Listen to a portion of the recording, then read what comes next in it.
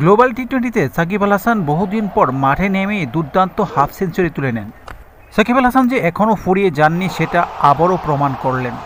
ক্রিকেটে রথী অনেক সংখ্যক লোকই আছে, আর সেই সাকিব আল হাসান তাদের মধ্যে অন্যতম।